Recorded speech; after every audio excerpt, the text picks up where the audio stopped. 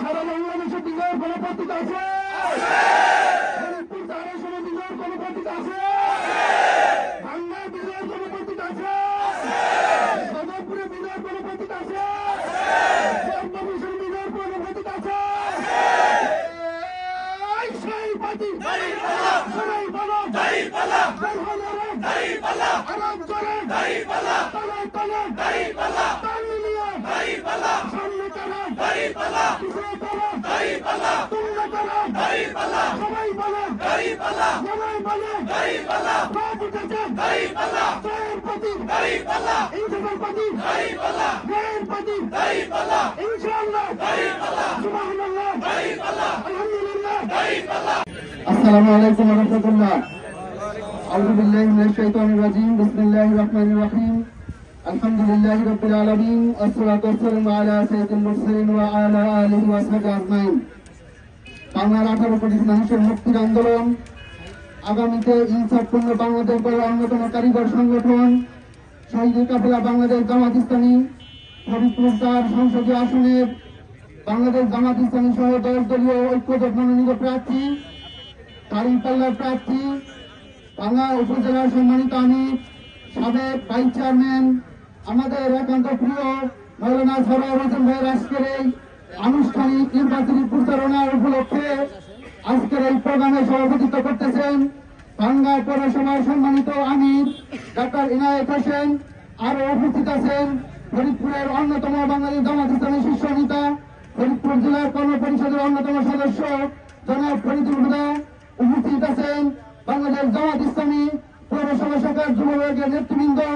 উপস্থিত আছেন আমাদের ফরিদপুর সহ এই অত্র অঞ্চলের সম্মানিত সহকারী পরিচালক বাংলাদেশ জামাত ইসলামী কেন্দ্রীয় কর্মপরিষদের অন্যতম সদস্য জনাব দেলোয়ার হোসেন সহ নেতৃবৃন্দ এবং প্রাণপ্রিয় ভাঙ্গাবাসী। আমরা শুরুতে আল্লাহ রাব্বুল আলামিনের কাছে প্রাণপ্রিয় শুকরিয়া আদায় করি। দীর্ঘ 15.5 বছরের পরে একটি অবাধ নিরপেক্ষ সুষ্ঠু নির্বাচন হবে আগামী 12 ফেব্রুয়ারি ইনশাআল্লাহ। আমাদের সেই নির্বাচনের আনুষ্ঠানিক যাত্রা আমরা আজকের এই ঈদগাহ মাঠ থেকে আমরা শুরু করবো ইনশাআল্লাহ। এরপরে আমাদের আজকের এই প্রোগ্রাম পবিত্র কোরআনে হাকিম থেকে তেলাওয়াত করবেন জনাব শরীফুল ইসলাম। কোরআন থেকে তেলাওয়াত করবেন হাফেজ মাওলানা আলামিন। السلام عليكم ورحمة الله. أعوذ بالله من الشيطان الرجيم. بسم الله الرحمن الرحيم. والعصر إن الإنسان لفي خسر إلا الذين آمنوا وعملوا الصالحات وتواصوا بالحق وتواصوا بالصبر. صدق الله العظيم.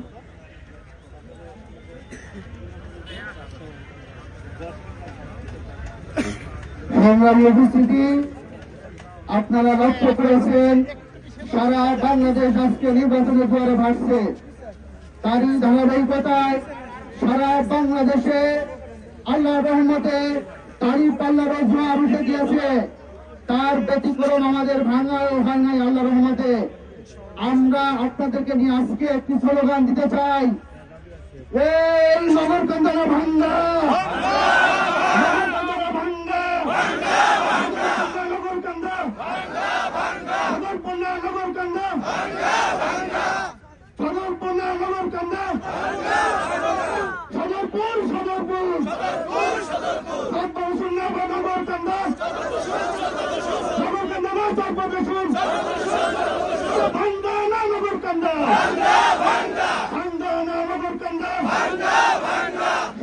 উপস্থিতি, আমরা আপনাদেরকে দৃঢ় কণ্ঠে বলতে চাই, আগামীতে যে নির্বাচন হবে এই নির্বাচন হতে হবে অবাধ এবং সুষ্ঠু নিরপেক্ষ।